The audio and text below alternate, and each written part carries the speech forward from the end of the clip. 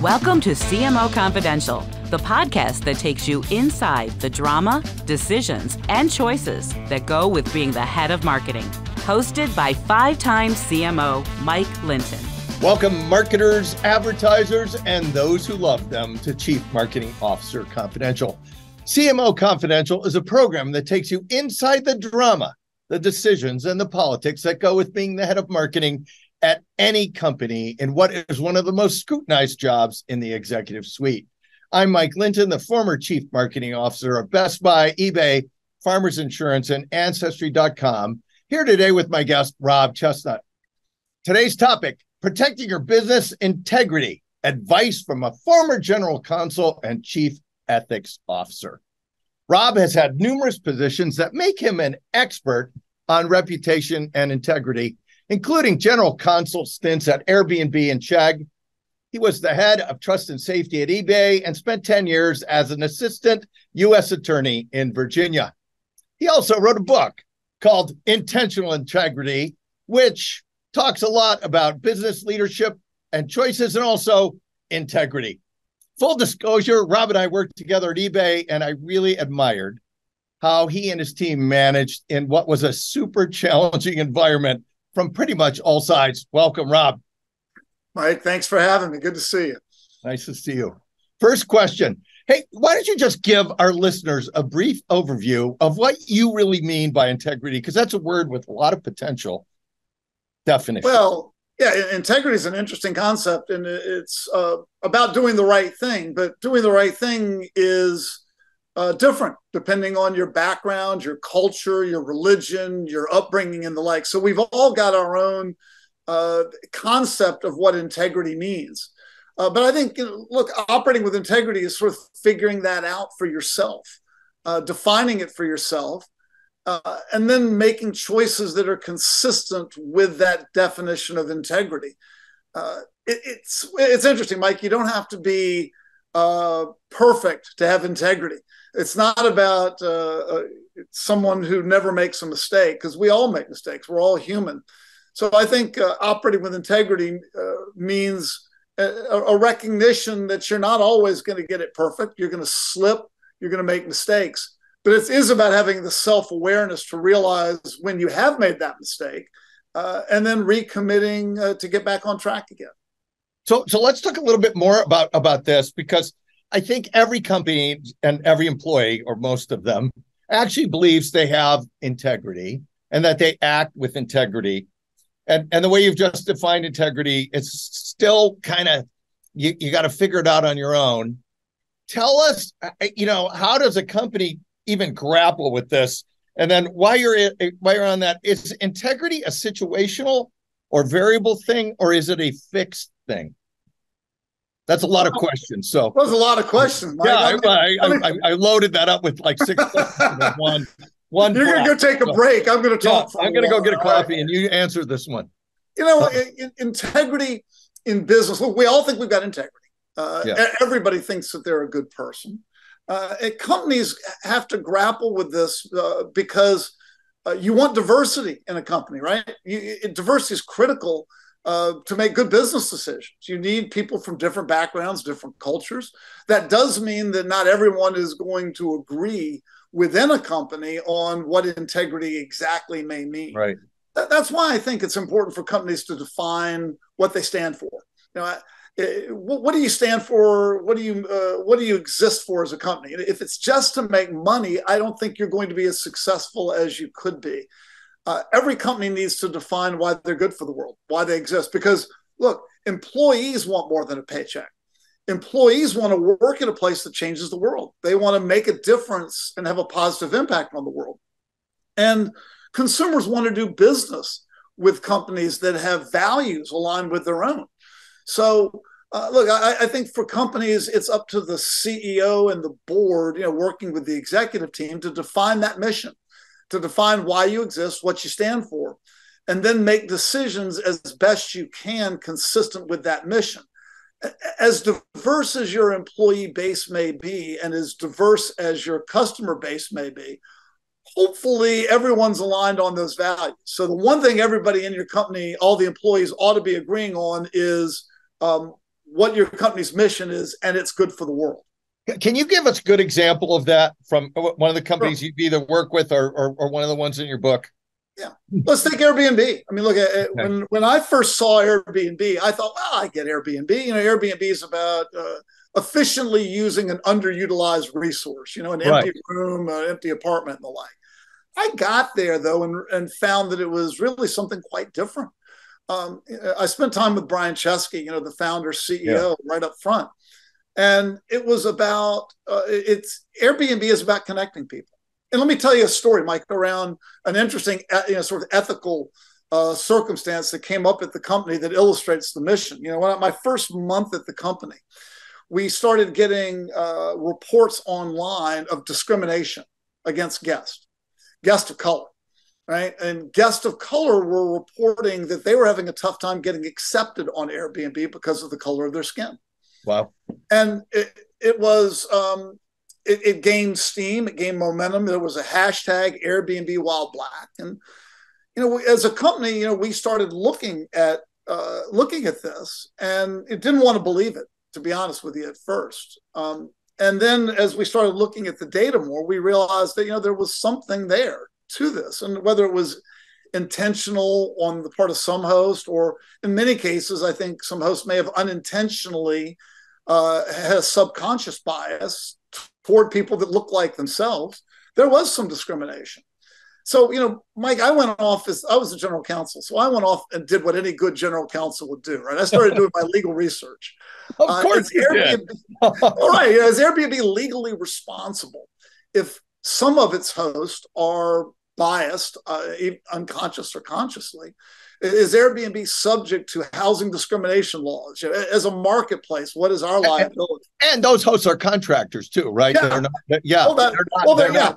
They're not employees of ours. And look, our terms of service said you can't discriminate, right? Everybody. Right. So I go in to talk to Brian Chesky about this, and I start going through the law. Brian looks at me, holds up his hand, and says, "Stop! I don't care." I said, "Whoa, wait a minute. What do you mean you don't care?" And Mike looked at me and said, "Rob, Airbnb exists to connect people. Our mission is to get people to get out from behind their computers, go travel to a place they've never been before, connect with people who are different than they are." And he said, so if something like this is really happening on the site, we are failing as a company. And I don't care what the financials say.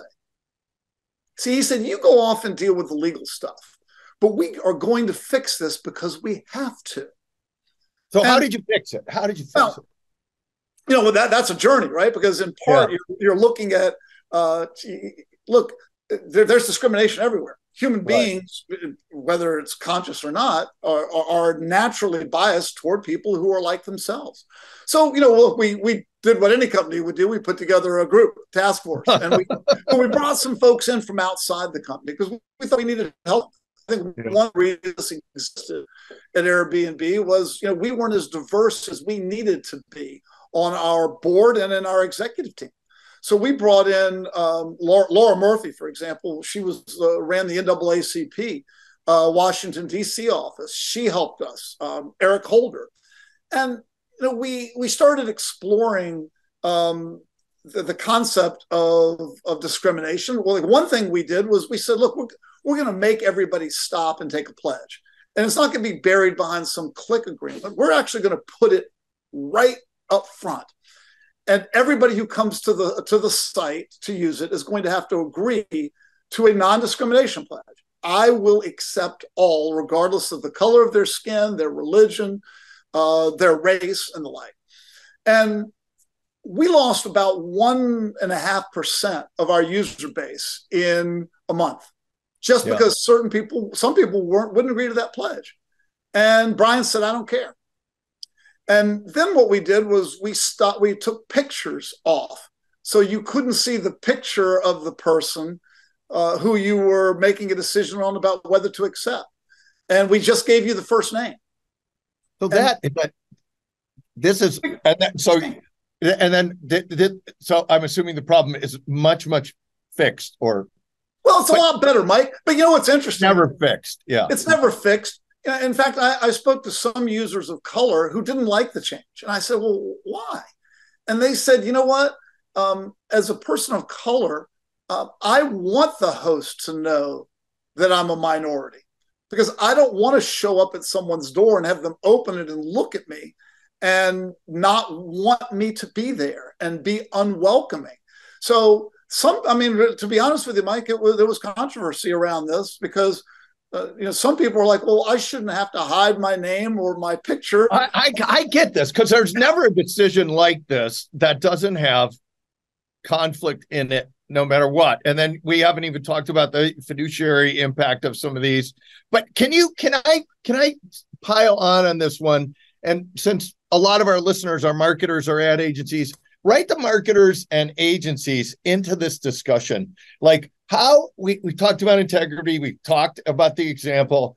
Write these players that are right up against the marketplace and the consumer and the company into the story. What should they be thinking about here? They should be thinking, because it's a challenging environment, Mike.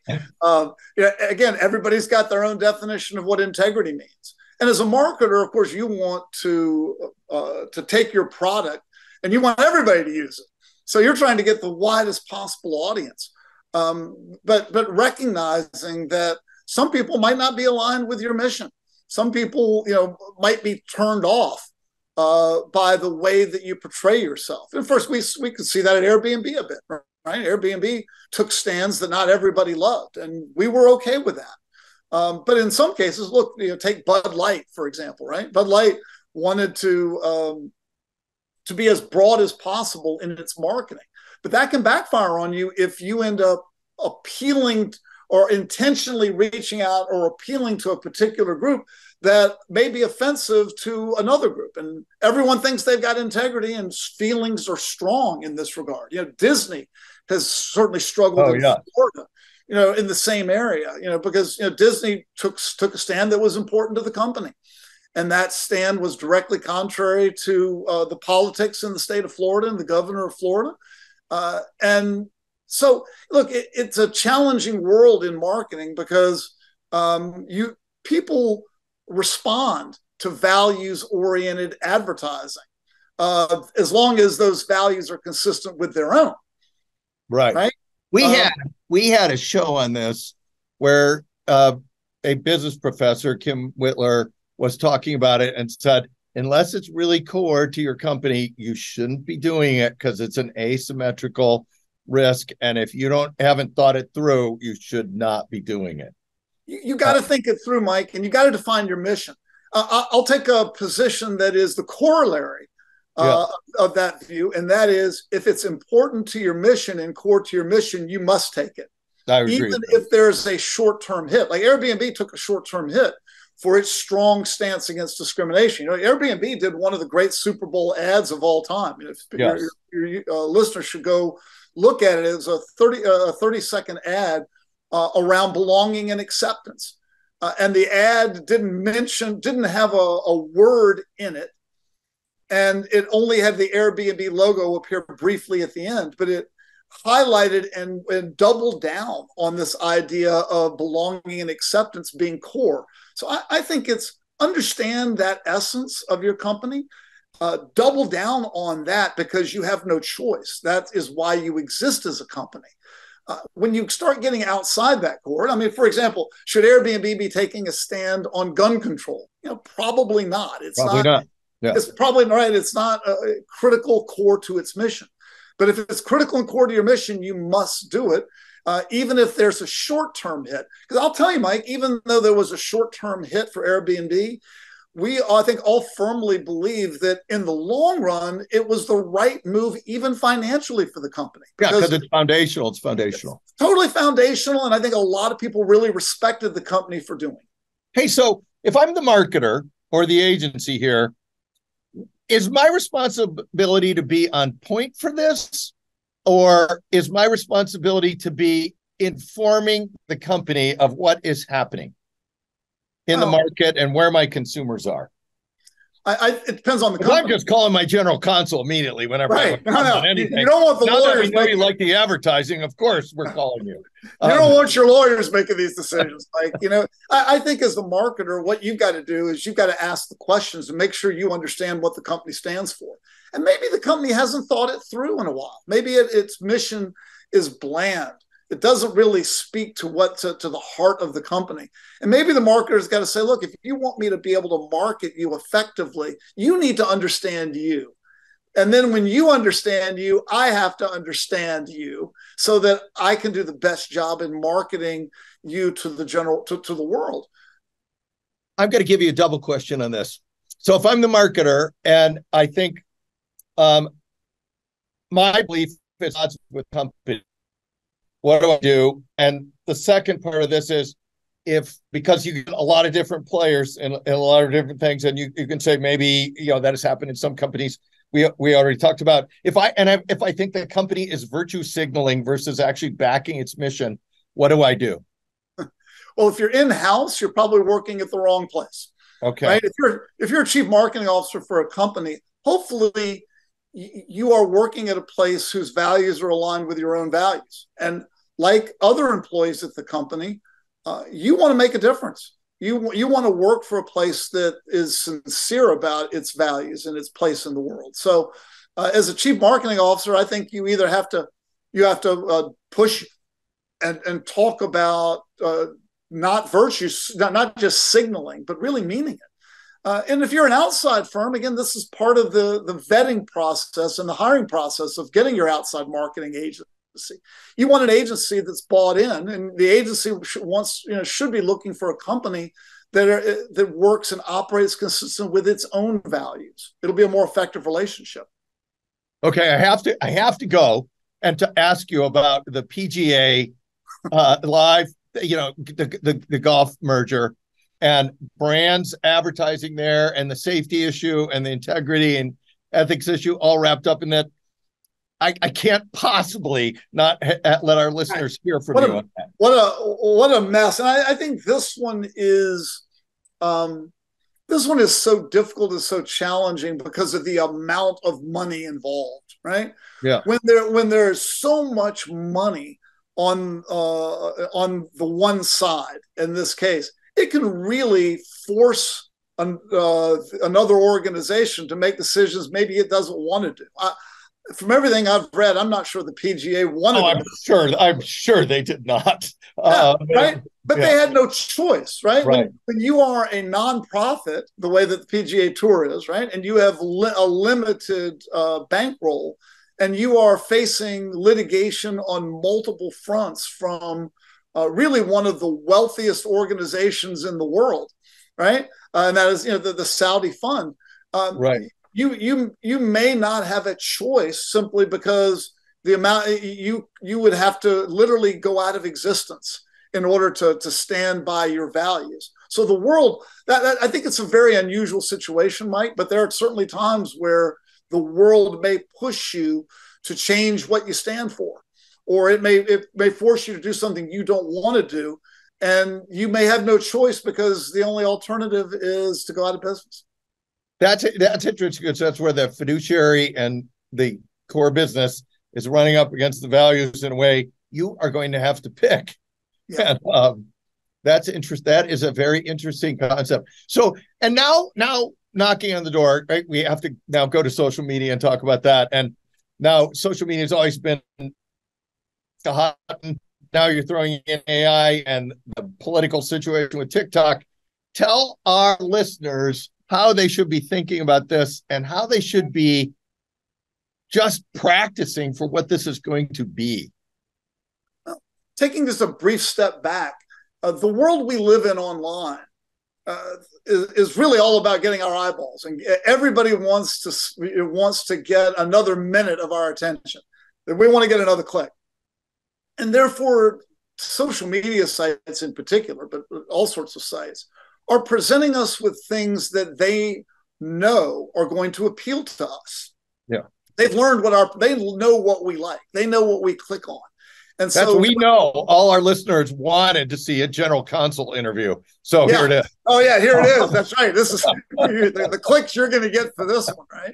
It's red hot, baby. Red hot. So you are getting fed not a neutral version of the world, right? You're getting fed a version of the world that artificial intelligence knows is appealing to you. So we are all living, I guess, in our own news bubble, in our own social media bubble. We are all getting a version of the world and a version of the truth that is appealing to us, appealing to our values, appealing to our definition of integrity, right? And what that means is that we are looking at an increasingly divided world. You know, the irony, we are connected today as a world more tightly than we've ever been, thanks to the internet and communications. But we are more divided than ever, but each sees their own version of the news. We don't even agree on the facts anymore because we only see the facts that AI knows are appealing to us. Exactly. So put the marketer in the middle of this and say, what should I be doing knowing this is probably only going to get worse?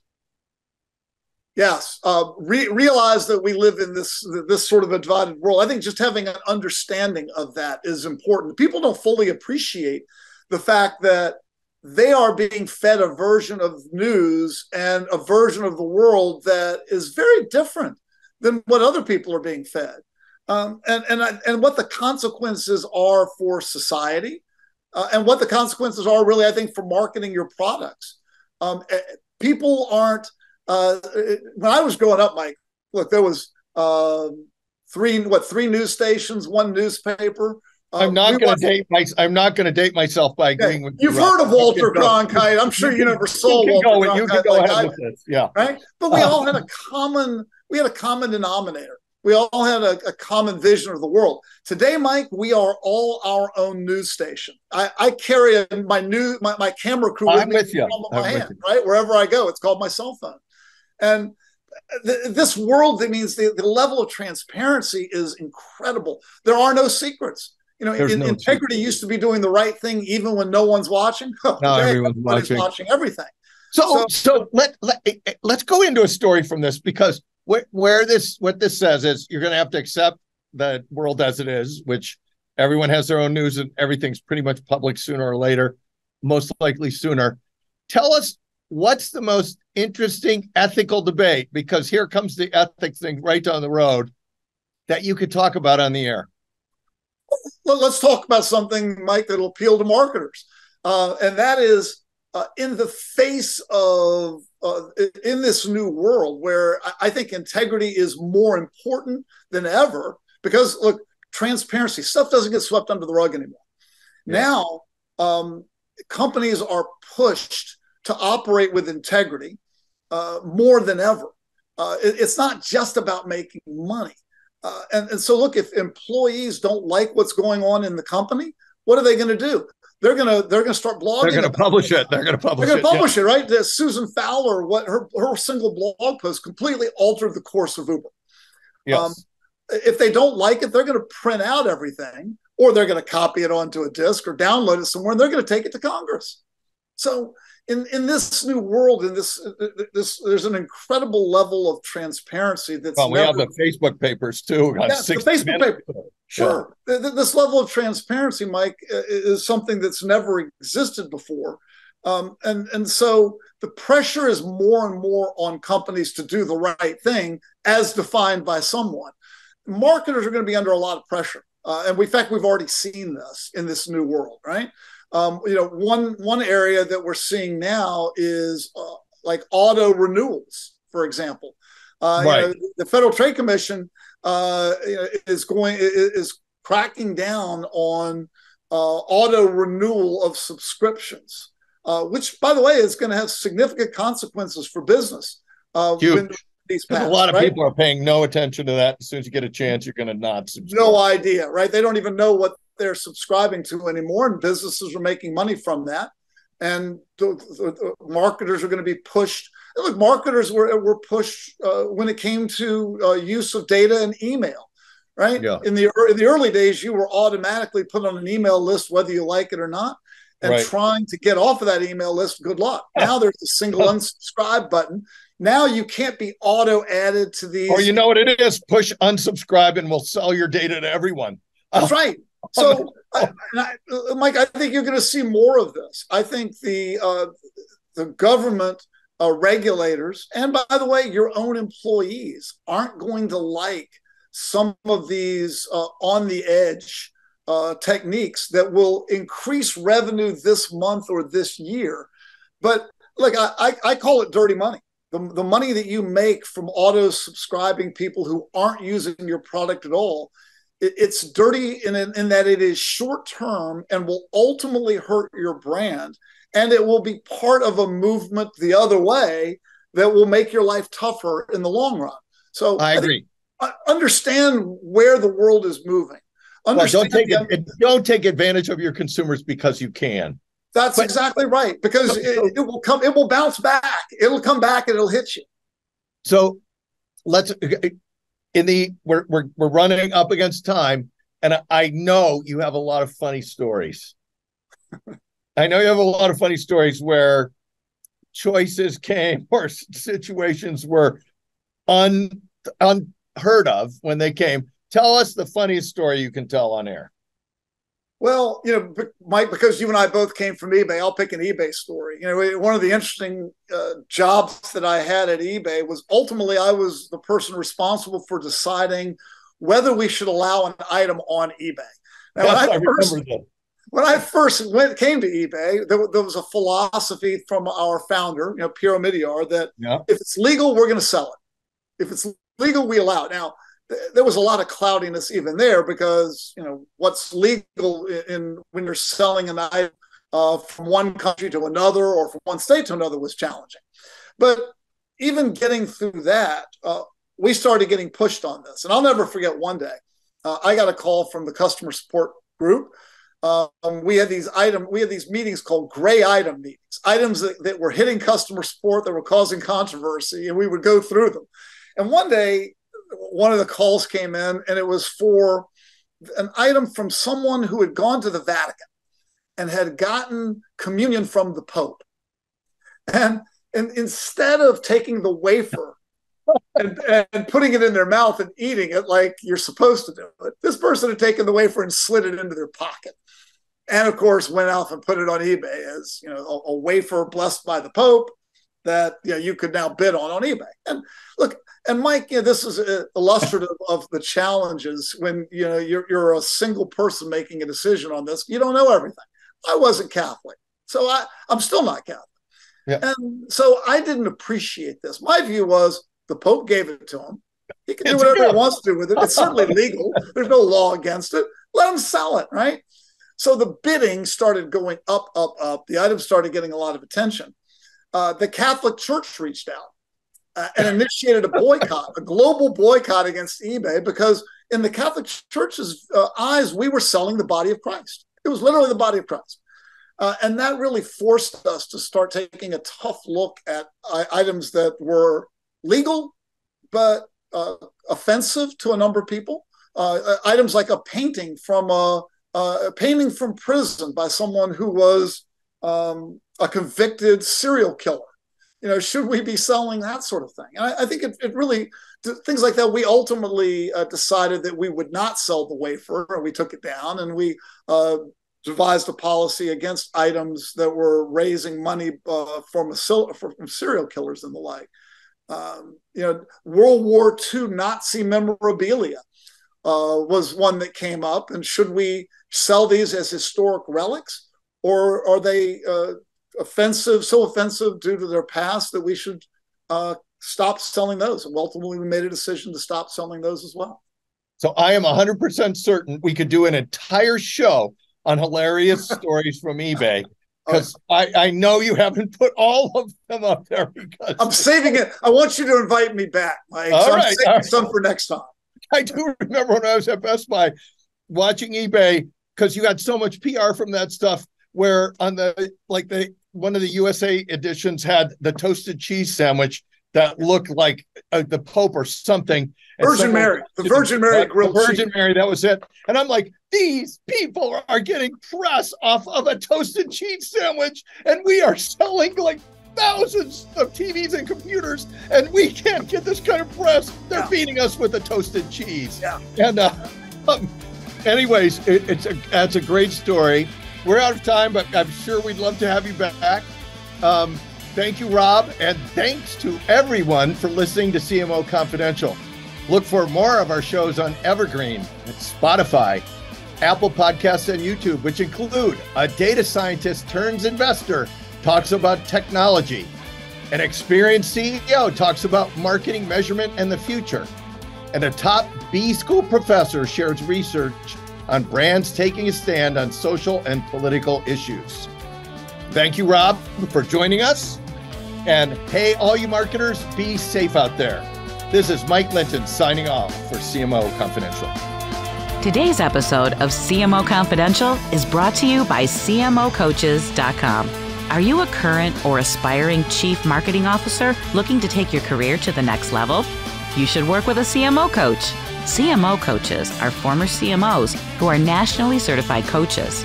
So whether you want to improve your leadership skills, develop your team, or drive better business results, we have the experience and expertise to help you succeed.